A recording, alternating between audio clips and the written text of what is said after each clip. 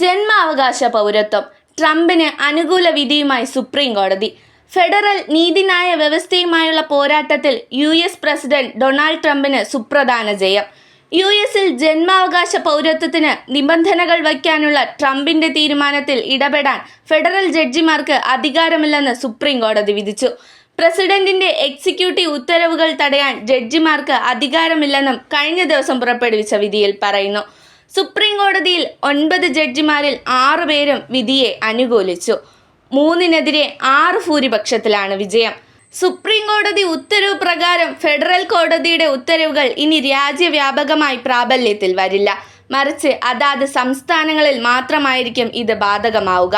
Supreme കോടതി ഉത്തരവോടെ ജന്മാവകാശ പൗരത്വം തടയുന്ന ട്രംപിന്റെ ബില്ലിന് വീണ്ടും അംഗീകാരം ലഭിക്കും. ഇതോടെ US-ൽ ജനിക്കുന്ന എല്ലാവർക്കും പൗരത്വം ലഭിക്കില്ല. പ്രസിഡന്റായി അധികാരത്തിലേറി ആദ്യ ദിവസം തന്നെ ജന്മാവകാശ പൗരത്വത്തിന് നിബന്ധനകൾ വയ്ക്കാനുള്ള എക്സിക്യൂട്ടീവ് ഉത്തരവിൽ ട്രംപ് ഒപ്പുവച്ചിരുന്നു. മാതാപിതാക്കളിൽ ഒരാൾക്കെങ്കിലും US പൗരത്വം ഉണ്ടാകണം, അല്ലെങ്കിൽ സ്ഥിര താമസത്തിന് നിയമപരമായ അനുമതിയും ഉണ്ടാകണം എന്നതായിരുന്നു ട്രംപിന്റെ നിബന്ധന. അങ്ങനെയല്ലാത്തവർക്ക് US-ൽ ജനിക്കുന്ന കുഞ്ഞുങ്ങൾക്ക് ജന്മാവകാശ പൗരത്വം ഉണ്ടാവില്ല എന്നതാണ് ട്രംപ് ഉത്തരവിട്ടത്. എന്നാൽ ഇത് US-ൽ ജനിക്കുന്നവർക്ക് സ്വാഭാവിക പൗരത്വം നൽകുന്ന 14-ാം ഭരണഘടനാ ഭേദഗതിക്ക് എതിരാണെന്ന് കാട്ടി വ്യക്തികളും സംഘടനകളും കോടതിയിൽ പോയിരുന്നു. മനസ്സിലാക്കേണ്ട മറ്റൊരു കാര്യം എന്നത്, ഏതാണ്ട് 150 വർഷം മുമ്പ് അടിമത്തം നിരോധിച്ച കാലത്ത് അടിമകളുടെ മക്കളോടും കുടുംബത്തോടും വിവേചനം ഉണ്ടാകാതിരിക്കാൻ വേണ്ടി കൊണ്ടുവന്ന ഒരു നിയമമായിരുന്നു ഈ ഭരണഘടനാ ഭേദഗതി.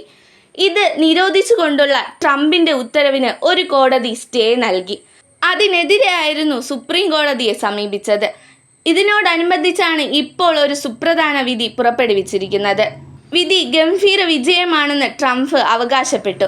കൂടാതെ ഇതിൽ തനിക്ക് സന്തോഷമുണ്ടെന്നും അദ്ദേഹം കൂട്ടിച്ചേർത്തു. നിങ്ങൾ ഈ ചാനൽ ഇതുവരെയും സബ്സ്ക്രൈബ് ചെയ്തിട്ടില്ല എങ്കിൽ ഇതുപോലുള്ള വാർത്തകൾ നിങ്ങൾക്ക് ലഭിക്കുന്നതിനായി ഈ ചാനൽ സബ്സ്ക്രൈബ് ചെയ്യുക. ഒപ്പം ഷെയറും ലൈക്കും ചെയ്യുക.